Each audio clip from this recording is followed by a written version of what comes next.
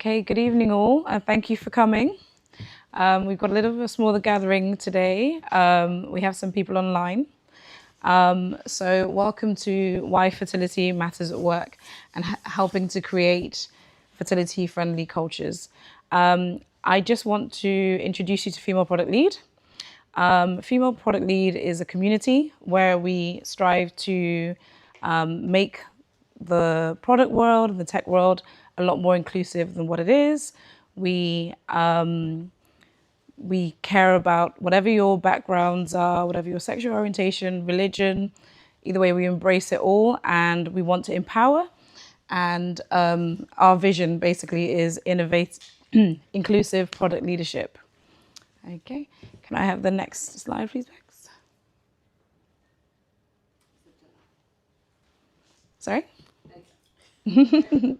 Thank you. So we host a series of events. Our events are free now and free always because we really want to make events very accessible. We tend to host one in person, like on a monthly basis. We host events online as well. We've got a Slack group that has at least 800 members. And we have a variety of topics that we cover online. We have a mentorship program where people can come along and get peer support, as well as mentees can come and get support with their career growth. We are not for profit. As I said, our events are free now and always will be. So we're very grateful for the support that we get from our partners for these events. We are entirely run by volunteers. Can I have the next slide, please, Bex? So these are some of the faces that you see. I myself, I'm at Monia, and I'm responsible and help with partnerships and growth for Female Product Lead. You see some of the companies that our volunteers work for, and everybody gives up their time because we all believe in this vision, basically. You know, if you're interested, please do send us an email. I think there should be a QR code on the next slide. And do come along to our events, do join the Slack channel and the community. We are hosting a series of events this year, and they're covering these themes. There's power, belonging, voice, and inclusive innovation. To host our events, we rely on partners such as Made by Many that help to sponsor our events, and we're really grateful to be here today. So we'd like to just introduce you to Tim Melbourne to come and say a little bit about why he's helping to host this event for us. Thank you. Thank you, Melina. Hi, everyone. Welcome to G-Spec Report. We're really happy to host this event. Oh, thank you. Hello. I probably don't need it, but oh yeah, sorry. Hello. Hello, live stream. So yeah, I mean, these are two topics that are very close to my heart. I've been working in digital product for a very long time, since it was even called digital product before that time. But I also went through, fertility is a really big thing for me as well, because my wife and I went through 10 years of infertility before we had our children, which we did have in the end. In the end, I had both my children through surrogacy, one in the UK, which was very lo-fi, and then the other one in the US, which was the exact opposite, involving millions of doctors and lots of lawyers. So I totally get this, and I'm really glad that you're all here. Made by Many is just a very quick kind of summary of what we do. We're a kind of digital product innovation studio, so we bring together, I suppose, strategy, design, technology, and on the whole, we work for big companies around the world, including big NGOs like the World Economic Forum, but lots of big companies, and we either come up with new products and services for them and then bring them into reality and take them to market, or we help them kind of change their businesses to become more digital. So that's what we do. If anyone wants to talk to me about that, then please do. Otherwise, I will hand over and you guys can get going. But just to say, you're very, very welcome, and I'm super glad that you're all here. Take care. Thank you so much. Thank you, much appreciated.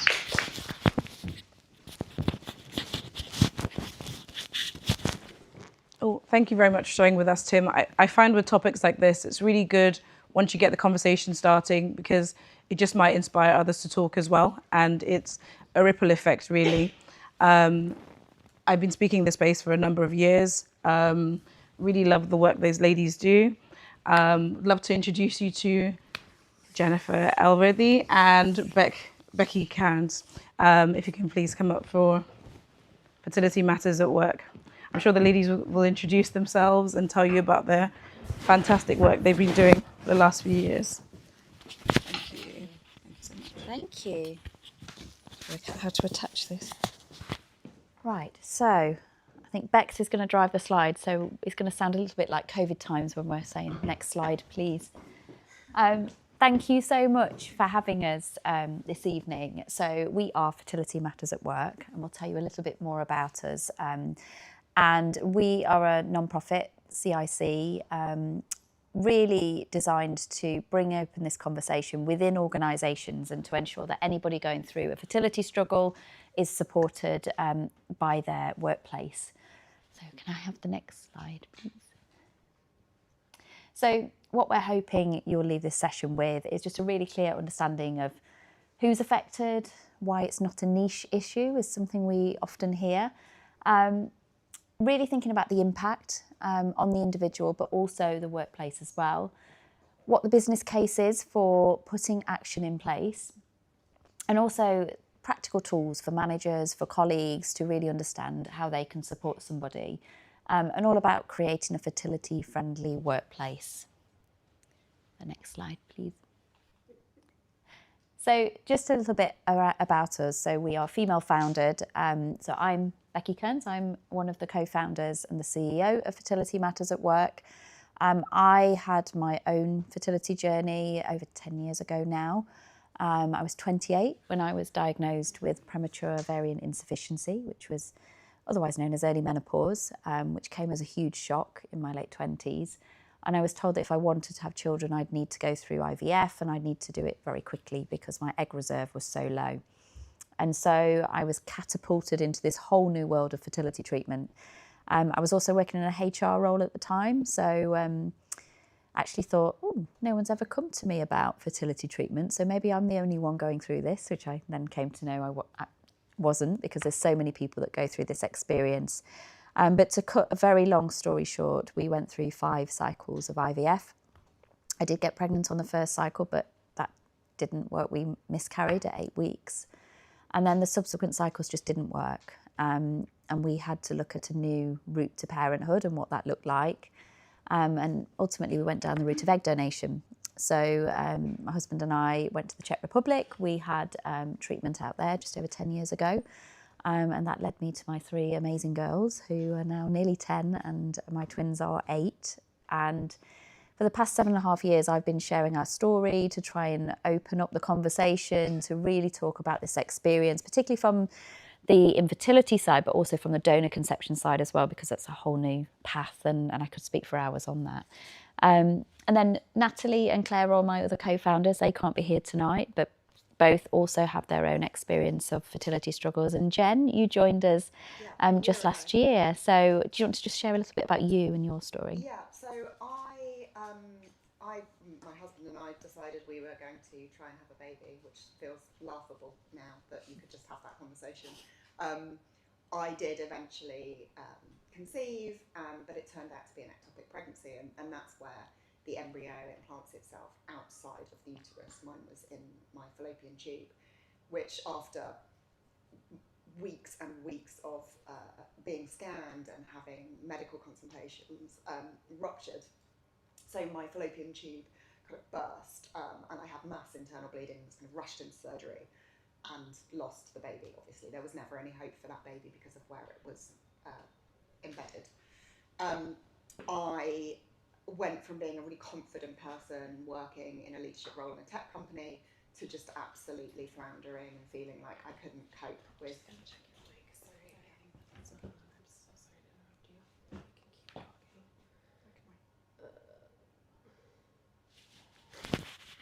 Okay, I've got a green nut.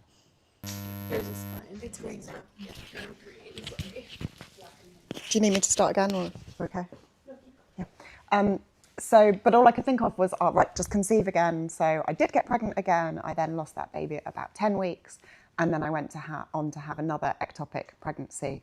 Didn't need surgery at that point, but, my fallopian tubes were ruined. So my route to parenthood was to have IVF.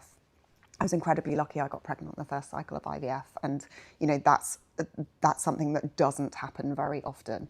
And we'll always kind of hold us very carefully in this sort of space. My son is now 8, but the long-term impact of the losses that I went through and my husband went through have stayed with me. So I qualified as a coach in 2020, and I work with women who are going through some sort of fertility challenge and it's impacting them at work. And how do they kind of get their career back on track? And then I work alongside Becky, Claire and Natalie at Fertility Matters at work as well. Thank you, Jen. So we always share a little bit around our personal stories because we always think that it's a way to break down the stigma and the barrier. And I always love the quote that shame dies when stories are told in safe spaces, and that's what we hope to create. Just to say, obviously, this is a sensitive topic, so if you do need to step away, then please do so. But we try and handle it with compassion and care. So if we can just have the next slide, please. There's a delay. I'm in the way. So we're going to talk about why it happens to begin with. Have the next one, please. So firstly, to talk about what infertility actually is. And I think many people don't realise that it is a disease of the male or female reproductive system. And this is a classification by the World Health Organization. And it's so often seen as some kind of lifestyle choice that you're going through fertility treatment rather than an actual medical need. And there are also many other reasons why you might need fertility treatment as well. So medical reasons, but there also might be factors relating to your partner. So you may be without a partner and you are wanting to have a child. So you might be going down a solo route to parenthood. You may also be in an LGBTQ plus relationship, and the only route for you to have a family is to either go through fertility treatment or to go down an alternative path such as adoption. I know we've lost our slide. But I think it's really, really important that we talk about this. I know we're here as a female product lead event, that we talk about this as a people issue, very much something that doesn't just impact women, although women are predominantly impacted due to the nature of treatment. This is something that impacts you regardless of who you are. And I know obviously, Tim, you shared your own experience, and as a partner, that also can have an impact. And we know 1 in 6 people worldwide are impacted. So if you look around your workplace, even if somebody's not talking about it, it's very likely that somebody is going through this particular journey. And we always like to share this video, which is actually from our e-learning, which really shows the diverse reasons why people might need fertility treatment.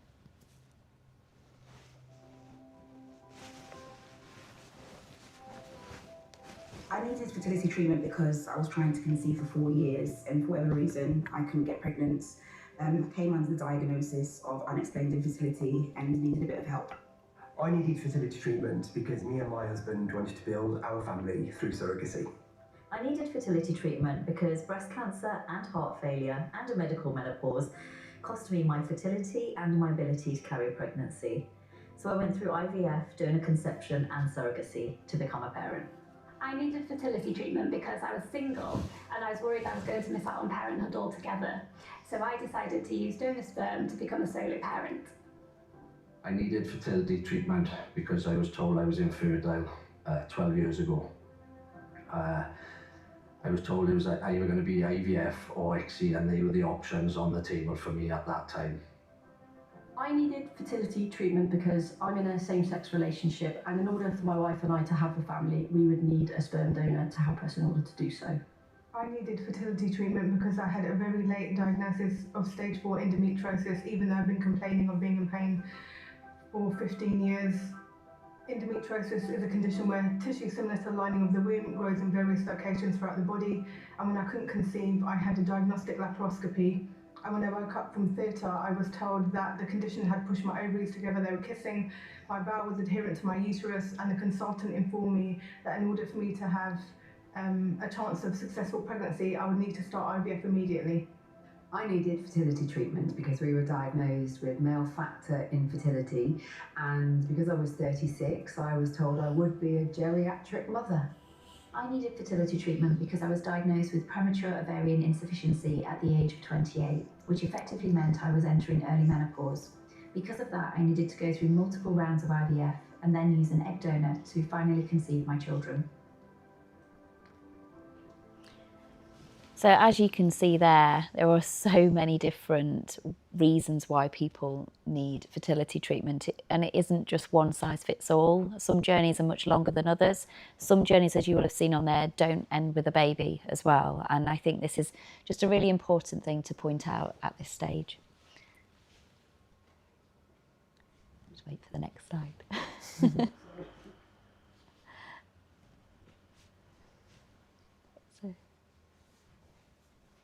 Okay. So yeah, many of these people are in our community, so they often do lots of speaking for us at different events, sharing their different experiences. It doesn't like it, does it? I think the videos.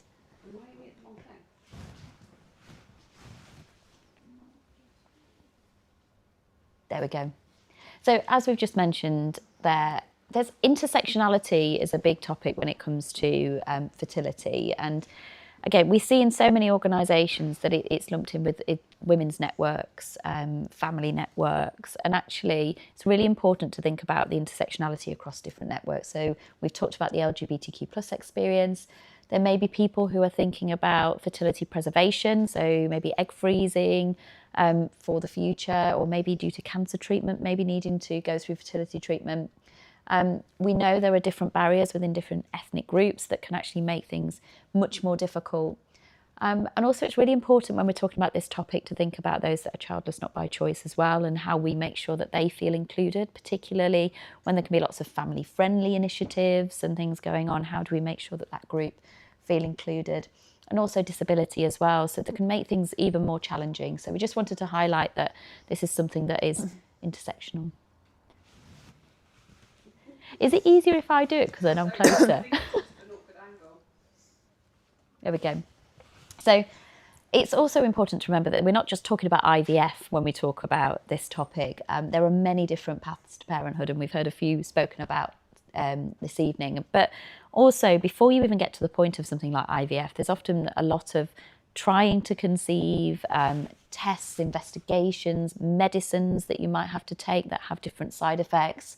You may need surgical investigations, and that's not just for women, but also men as well.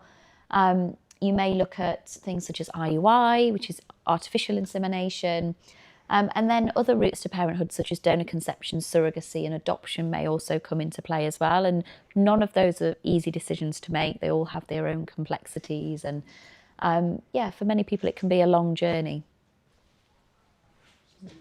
Oh, you do? Thank you.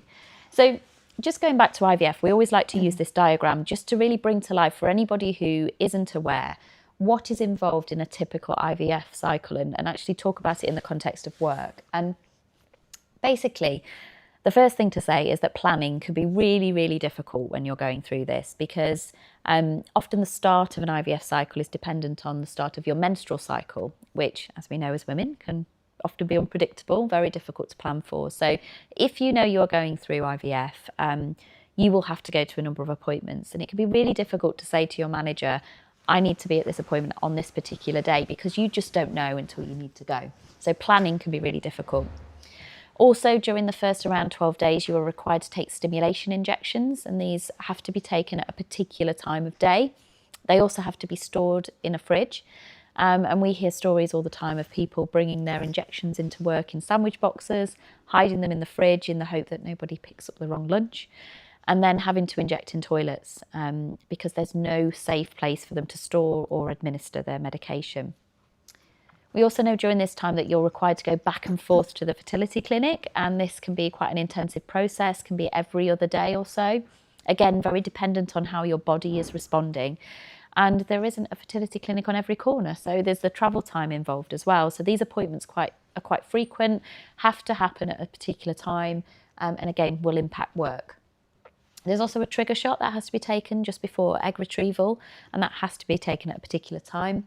An egg retrieval itself, you are required to go back to the clinic. It's usually done under sedation and you will need time off for recovery afterwards. You'll also need someone to take you to and from that appointment. So again, that requires a day out of work. Now, I've got to this point, I've not even mentioned partners, but very much where you are in a couple, it's something that you go through together. So it's likely that a partner will want to support their loved one through those earlier appointments. But where there is a male partner providing their sperm, they will also need to be at the clinic on the day of egg retrieval to provide their sample, or it could be that you're using a sperm donor. Now, once the eggs are collected, they're put with the sperm. I'm not a scientist, so I'm going to give you a very top line overview, but they are observed in the laboratory by the embryologist to see how many of those fertilise and then become embryos. And there's actually a huge drop-off rate from the number of eggs that are collected to the number that make it to an embryo that can be transferred.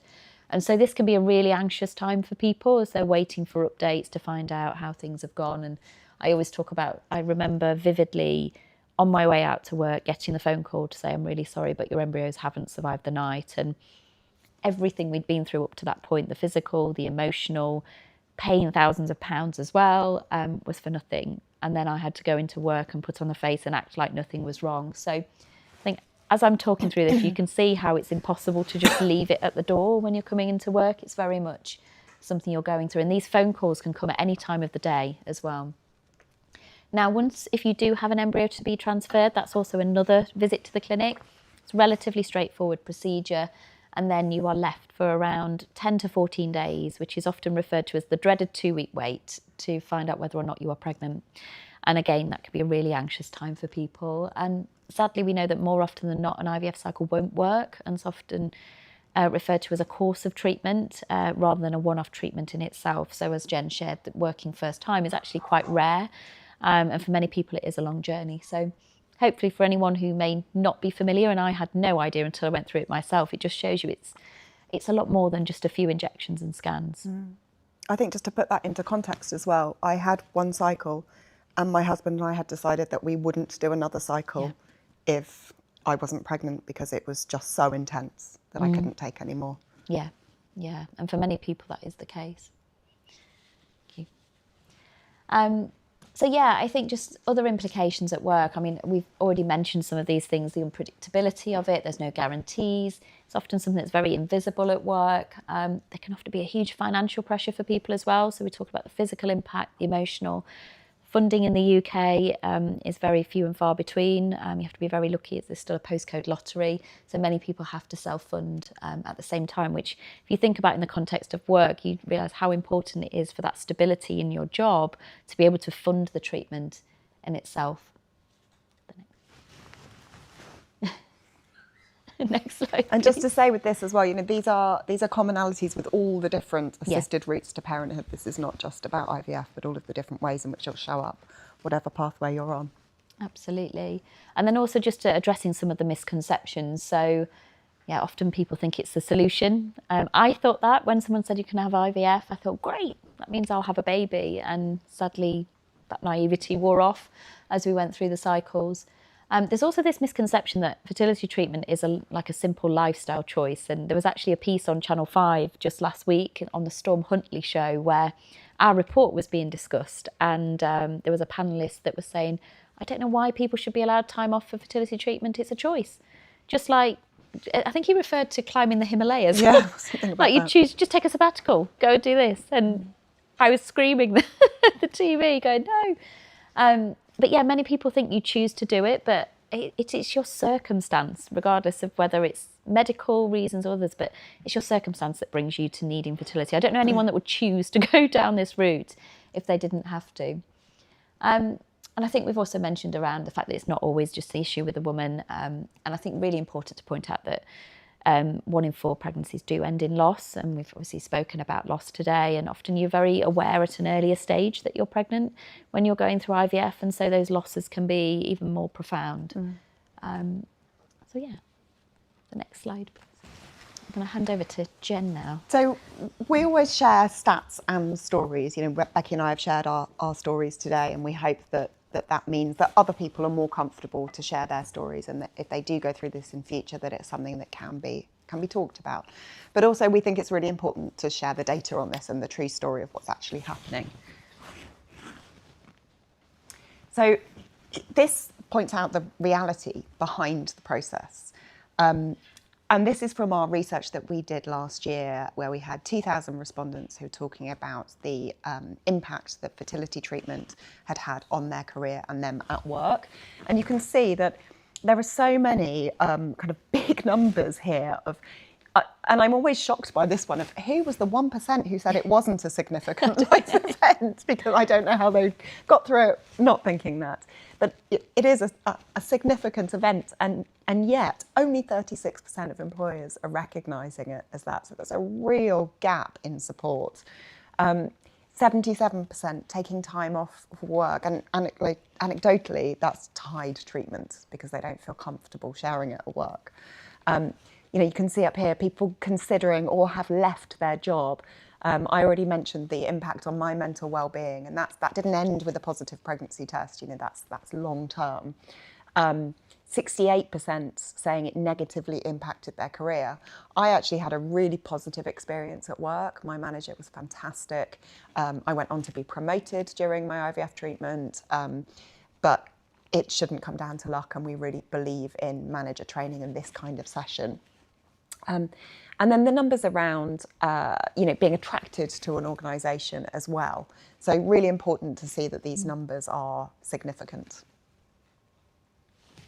And this is, I don't know if you can read it from there, but this is a quote from a fertility counsellor, so I'll just read it out. But she talks about fertility loss being a loss of hope for a future, for a family or a child that you thought would happen. And actually it's called disenfranchised grief. It's where grief is not recognised in a traditional way. So I know when I had my losses that I couldn't openly share what I was going through because I was just sort of met with blank faces, or people might say the wrong thing, or it made them feel uncomfortable. And there wasn't, there wasn't a funeral or any of the sort of things that we would go through to process that loss. And it can just be, even if you're not having a miscarriage, it's a loss of hope for the future. So a really significant thing. And why does it matter at work as well? That's, it's the big thing we talk about. We can share all day about the stories and, everything behind the process, but actually, how does it show up in work, and why should businesses really care about it? So there is a huge perception. We'd already talked about the significant life event here, and the employers saying that employees saying that they didn't feel like it was being recognised at work. And we've got this quote up on the screen, but we've also got one from one of our members of our community talking about how it became a full-time job, that it was, the appointments, the financial management, the learning about the medical process, that it really sort of took over her life, and she needed some support at work. And again, this impact at work of not just for the employee, but for the businesses as well, of taking time away. If you're running a business, it's much better to be able to plan for somebody being out of the business and know that that's coming, rather than somebody taking unplanned sick leave. And also, the career development side of things as well. We know that women who this disproportionately impacts, throughout your career as a woman, there are many, many barriers to becoming more senior, and this is just yet another one.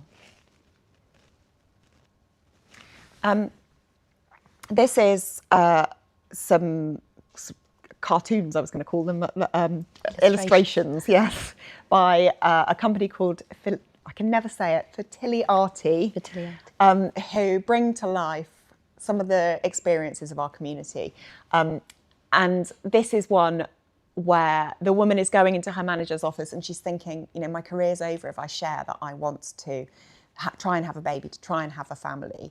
And we hear about this sort of showing your hand too early, that, if you were getting pregnant, naturally you wouldn't necessarily tell people until much later.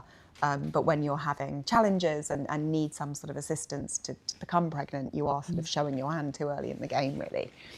And these are why a lot of employees tell us that they don't want to disclose at work. And it's that lack of legal protection. So there's actually no legal protection in place at the moment, although we're very hopeful this is going to change, for people going through this, and there's no right to paid time off.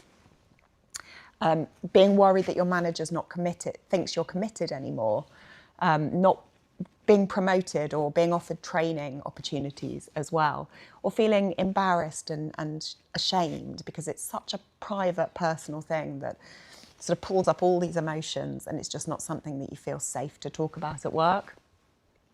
Not wanting intrusive questions, people saying the wrong thing, working in male-dominated environments. Although, as I shared with my experience of working in a tech company at the time, I was the most senior woman there in a male-dominated environment, and actually had a really, really positive experience. And just this sort of stigma of feeling like you're putting your life ahead of your job, that it's a choice, whereas actually it's circumstance. And here's why it matters to your business. So we love this quote about, you remove the desks and the chairs and the computers and the cupboards and, all of the equipment that we need to do our job. And then you're just left with people. And they are the most important asset that any business has. And it was Richard Branson, actually, that talks about employees being the greatest asset that any organisation has. And another piece of research we did talks about this hidden cost to the UK economy and to UK businesses of £217 million by not being fertility friendly.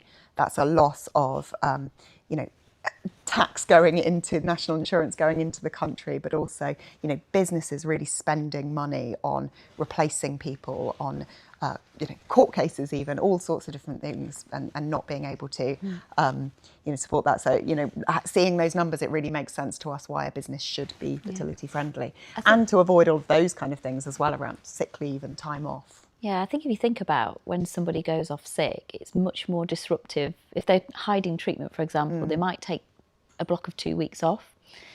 And that's much more costly to the business than creating a safe environment for them to say, I'm going to need some flexibility and being able to keep them in work at the same time, rather than the cost of having somebody absent and the disruption that causes. Absolutely.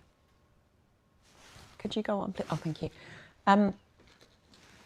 But when we get it right, these are the results. So Google's Project Aristotle talks about psychological safety being the number one factor that sets successful teams apart.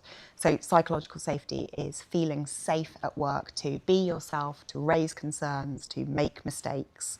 And we can all create cultures where that is what happens, where that feels like a safe environment, just by owning up to mistakes, by sharing the reasons for change, by sharing personal stories, and to really, the most important thing there is to see people and not as your worker bees in the business. The CIPD also links psychological safety to improved performances, not just for individuals, but for teams and therefore for businesses. And Josh Bersin talks about healthy organisations, so psychologically safe organisations, seeing a huge surpassing of financial targets and retention of employees, and then also a drop in absenteeism. So not only have you got the cost of not doing it, £217 million for the UK economy, but actually a really, really good benefit to businesses of being fertility friendly. Okay, so I'm going to pick up on a little bit more around what you can do within your organisation. So I think a really important stakeholder really to point out is managers in this. And what we found from our research was that of those that did feel comfortable to tell their employer, 70% chose to tell their manager first. So you can see why it's so important that managers, we focus on managers. But yeah, we also found that 87% of managers weren't trained. And there's so much expectation on managers. And you don't know what you don't know, but what we can do is empower them to have the tools, have the training. We have an e-learning program that managers can refer to as and when they need to, to be able to understand this and manage these conversations with sensitivity. And so thinking about managers, it's not really complicated when you're supporting someone through this. It's actually relatively simple. So how can I support you? And I think it's remembering that every person is different. It's an individual situation. So some people will cope with going through this by throwing themselves into work and will want to just be there all the time. Don't take anything off me. This is what's keeping me going. But some other people might need to take that step back for a temporary period or may need some adjustments making, and everybody's different. But there can be little things that you can do just to make life easier, and not just managers, but colleagues as well. Like, I know you've got that appointment in the morning. Do you want me to pick up that call, or do you want me to go back to the client for you? Can I just take something off your plate whilst you're managing your job and the full-time job of fertility treatment? Things such as pregnancy announcements as well. I'm going to talk a little bit more about triggers, but how do you want those to be handled? Again, this can be something that can be a huge source of pain for somebody whilst they're going through these experiences, but then in managed and being mindful in the right way can be still celebrated, but also help people who are on this journey. And just about checking in. It's just about being there for them, not having all the answers, but letting that person lead and giving them the space to share. And the answer to that question might be no. No, you can never talk to me about this ever again. And that's fine too. Yeah, and I think that's important with the disclosure side of things. We talk about why people don't disclose. There's no requirement. People don't have to. But what we want to is for them to be able to have the choice to share should they need to seek that support. So just a few things here of what not to say. This is often referred to as infertility bingo. For those that have been through this may have heard that, oh, just relax, go on holidays, stop thinking about it and it will happen. Adoption is always thrown out as a really simple solution when we held an event this morning with 2 people sharing their adoption journey.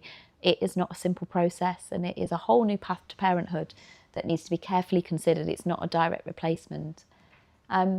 Accept it wasn't meant to be, and all these sort of things that I think as humans we have this need to put a positive spin on things and to maybe give a solution or try and make people feel better. And actually sometimes it's better not to say anything or just to say, I'm really sorry, that must be hard.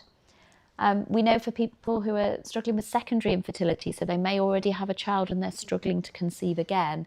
But you've already got a child, be grateful, don't be selfish, wanting another. But everybody's got their own vision of what their family might look like. Assumptions about maybe they've left it too long and you shouldn't have put your career first. Again, there are so many different circumstances that leads people to fertility treatment. It's not that they've necessarily left it too long.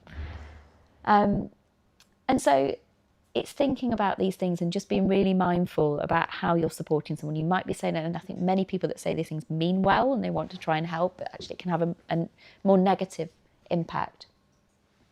So on the next slide, we're going to share just some of the things that you can say. So acknowledge their experiences. Don't ignore them unless they ask you not to talk about it. Give that ongoing support. Ask how you can help them.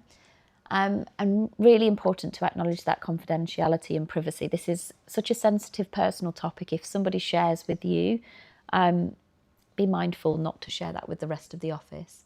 And if you've got your own experiences, feel free to share them, but don't assume that their experience will be the same as yours. So just on the right here, you can see just some of the things you can say. I may not fully understand, but I'm here for you.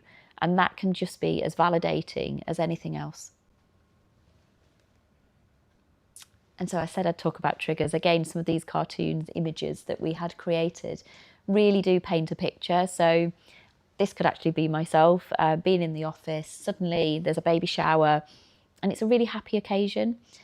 And that person who may have just been through a pregnancy loss, maybe struggling to conceive, has no other choice but to engage and is really genuinely happy for the person that is celebrating, whether it be a pregnancy announcement, baby shower, maternity collection. But it can really amplify those feelings of pain, really, for what you so desperately want but can't have. And so what we say here is it's not about not celebrating these things, but it's just being a little bit more mindful about how we might do so. So maybe not sending an email out to everyone with the scan picture right in your face. maybe saying, I know this might be difficult for some people, but there is an announcement, it's in the attachment if you want to read it. Or if you know somebody is going through this and someone's bringing a baby into the office, do you want to go for a coffee? Give them an opt-out. It's just about having that care and thought about the impact that it might have, but also acknowledging that it's not because these people aren't happy for that person. And I think for me in particular, I know for many other people, there was often a huge feeling of guilt for why can I not just be happy for this person? Why am I getting so upset? But it is very, very, very, very close to the bone, I think, when it comes up like this.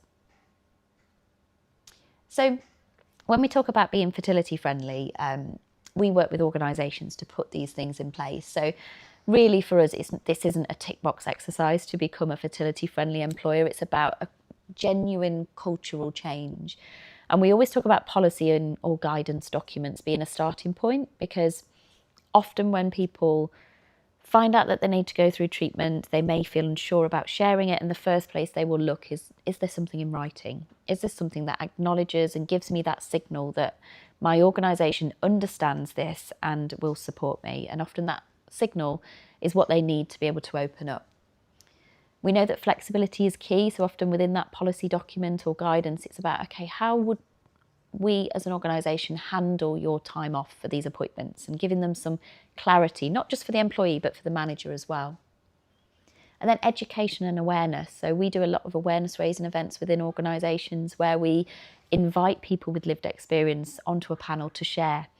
And that is a great way to connect the topic with that organisation. And often what we see is like a domino effect, where somebody's very bravely shared their story and then more and more people come forward. And that is really where organisations start to create these peer networks, where there's a group of people that you can go and have a coffee with who just truly get it. And then finally as well, organisations can offer signposting. So it might be to support you've already got in place, it might be EAP schemes, it might be counselling, but you can also signpost to external agencies, charities, support for donor conception, surrogacy, all of these different types of support. So what we really do is work with organisations to put all of those things in place and help you join up the dots so that people feel that psychological safety that we've been talking about. And I'm just going to whiz through this really quickly, but this is just how we build our framework. So we know that there's HR, managers and employees and colleagues, and often they all have different needs. Have the next slide. Thank you. So what we find is the policy really brings it all together. So HR are usually involved in setting that policy. What it does is really help the manager, and it really helps the employee as well. And then between there, we have training that we can empower managers to be able to offer that support, which will build better communication between employees and managers. And also that training can also help colleagues as well in terms of how to speak to others, how to support their team members. And peer support, that is also really valuable, and actually some of the most powerful, I think, changes within organisation we've seen have been led by those with lived experience and really, really driven that real cultural change. And that's what makes a fertility-friendly employer.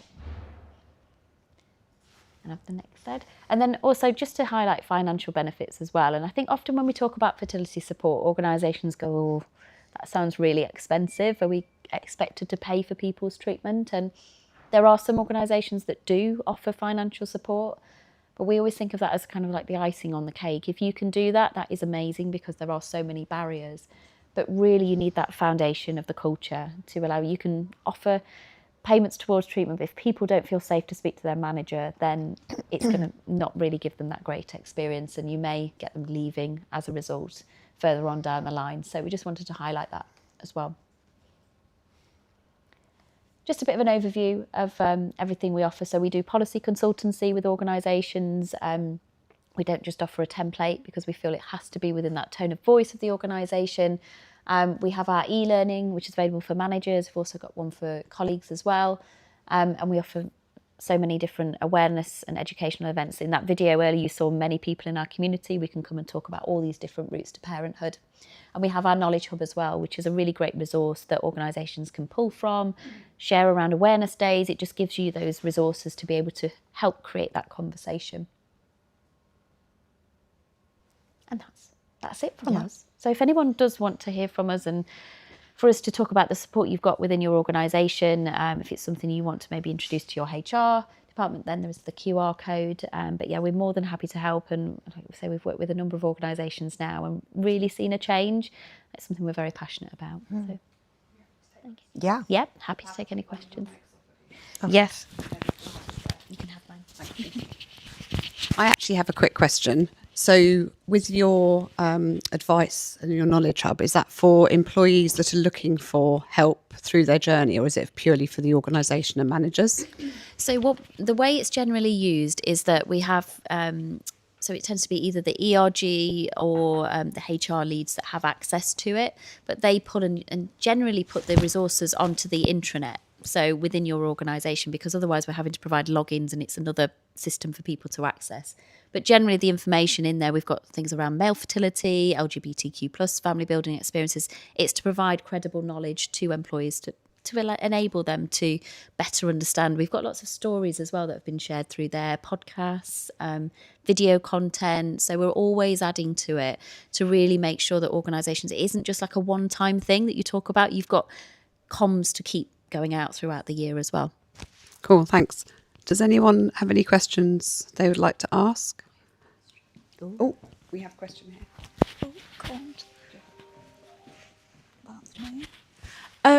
Thank you so much. That was really brilliant. I wanted to ask, because I am sort of not thinking about this just yet, but I think about kind of future fertility.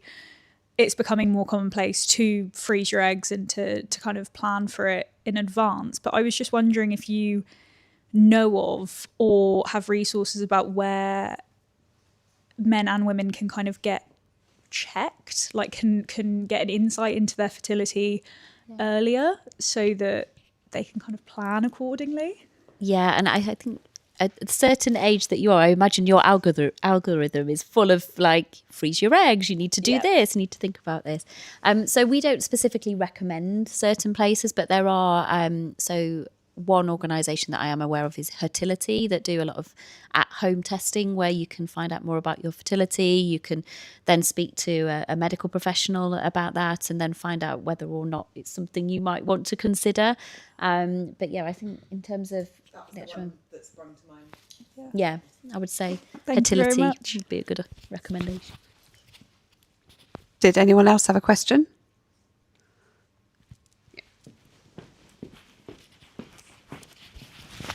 Thank you very much for sharing all of that. I was wondering as well, do you offer advice or support around the topic of taking career breaks and people returning to work? That's something that I know is very difficult to navigate for both employees and employers. Do you mean in terms of taking a break to go on a pathway to parenthood?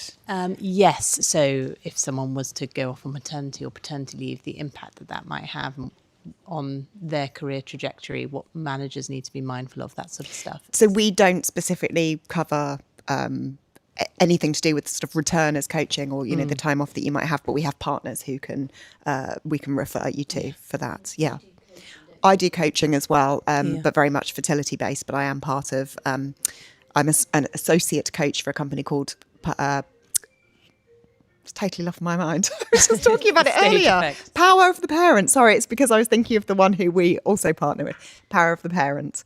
And they're a fantastic coaching and training organisation as well. Thank you. Thanks. Yeah. That's another big topic, I know. Yes, very much so. Yeah. Our focus is that pre. Yeah. Yeah. Pre-pregnancy.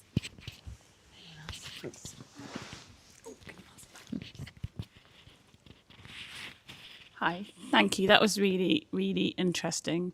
I have a work question or a work scenario, because obviously as you talk about the intersectionality of, let's not call it the problem of the environment, and we talk about psychological safety in a workplace. I suppose my question is, you do lots of awareness, as you say, work with the ERGs, etc. And I really loved your opening statement to say it's not a niche issue.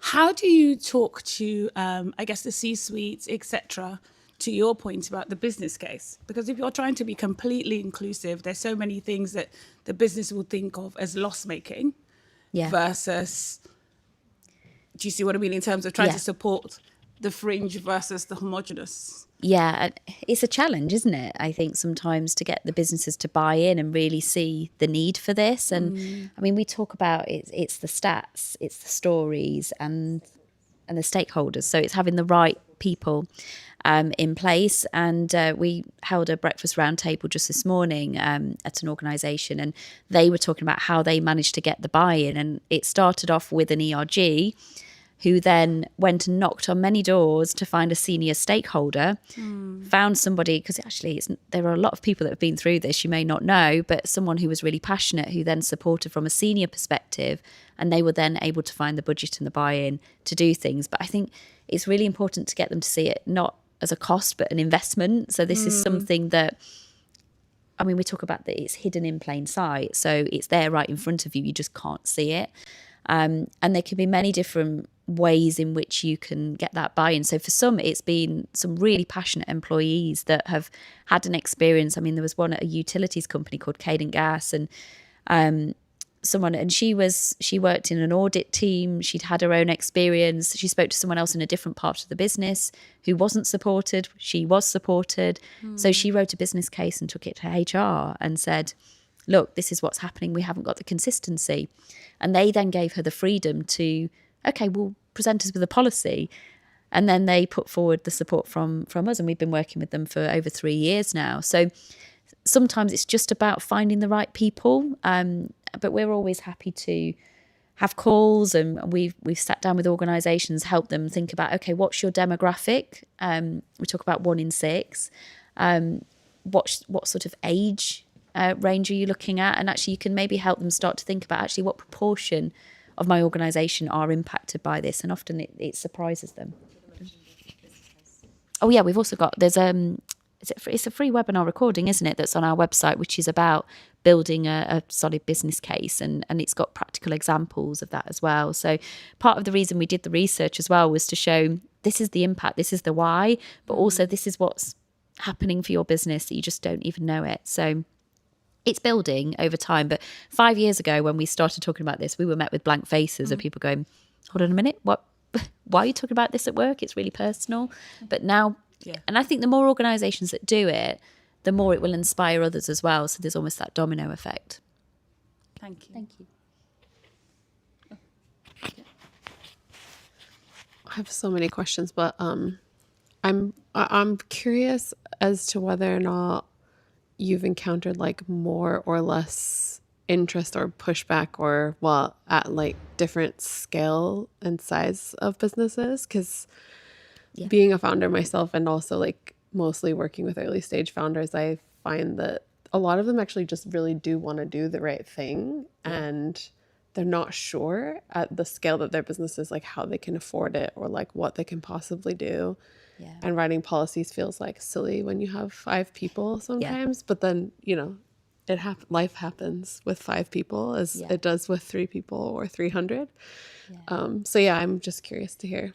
Yeah, I would say the majority of organisations we work with are large, aren't they, at the moment? And that's something we're really conscious of, that we're kind of doing a lot of, tends to be the organisations that do have the budgets, the DE&I wellbeing budgets and things. And one of the things we were talking about is that actually that's probably 10% of the entire workforce, when actually there's a lot of public sector and SMEs that also need this support. So it's something that we're looking at as a social impact organisation as to whether we can do more in that space. And I do think there's kind of, in terms of size of business, there's a policy for a policy's sake, and there's a culture that you can build without necessarily having it in writing if you are such a small organisation. But again, it's these sort of events where you take things away and you might think, and it might be another year before somebody might be going through it, but you can then apply that. So I think it's just little things. Just by being here, you're already doing things to prepare yourself. Yeah. Is that your last slide? That was, yes. Yes. Okay. I'm just conscious. No, there was 3 questions. Thank you so much. So we're going to wrap it there. If anybody has conversations that they want to carry on, we'll make sure that we connect you with somebody from either Fertilities Matter at work or one of the leaders at Female Product Lead.